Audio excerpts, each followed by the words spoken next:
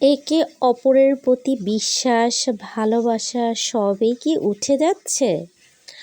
এত ভালো একটা সম্পর্ক তাও যদি নষ্ট হয়ে যায়, এটা কি মেনে নেওয়া যায়?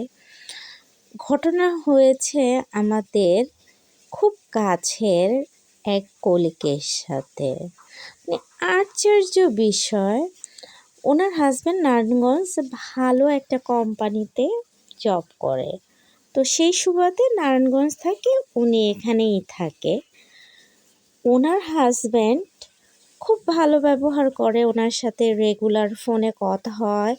একদিনে হয়তো বা 10-12 বার কল করে, মেসেজ করে, খুব ভালো একটা সম্পর্ক।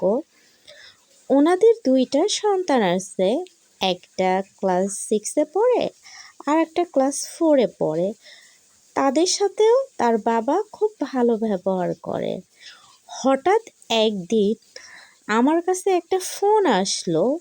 সেই ফোনটা শুনে আমি খুবই হয়ে গেছি। ওপাশ দিয়ে বলতেছে, আপা, আমি আপনার হাজবেন্ডের দ্বিতীয় স্ত্রী। আমি তো খুবই অবাক, শুনে চুপ করে বসে আছি। বলতেছি, কিভাবে সম্ভব? এটা তো অসম্ভব, কারণ আমার হাজব্যান্ডের সাথে খুব ভালো সম্পর্ক। তাকে আমি সবসময় বিশ্বাস করি। সে এমন কোনো কাজ করতে পারে না আমাকে জানিয়ে। পরে বলল, আপা, আমি আপনার সাথে কথা বলতে চাই, দেখা করতে চাই। আপনি কি আমার কাছাকাছি জায়গায় আসবেন?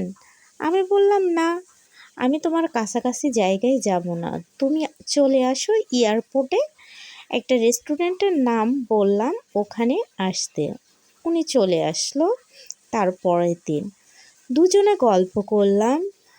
যখন উনি আমার হাজব্যান্ডের ছবি ফোন থেকে বের করে দুজনের কাছাকাছি, মানে খুব গভীর একটা সম্পর্কের ছবিগুলো দেখায়, আমি তো মন থেকে ভেঙে চুরে শেষ হয়ে যাচ্ছি।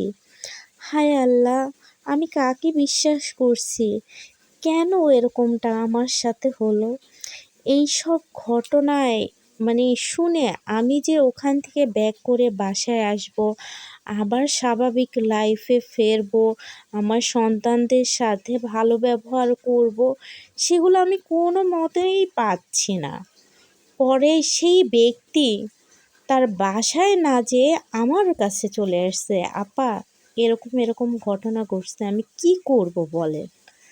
আমি এখন তাকে কিভাবে সরাসরি এটা ফোর্স করব? আমি বললাম যে, আপা, ধৈর্য ধরেন। আল্লাহ তাআলা যা করে সব সময় বান্দার ভালোর জন্যই করে।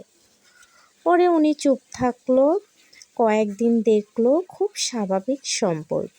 তো বাচ্চাদের কিছু জানালো না, তার পরিবারকে কাউকে কিছু জানালো না।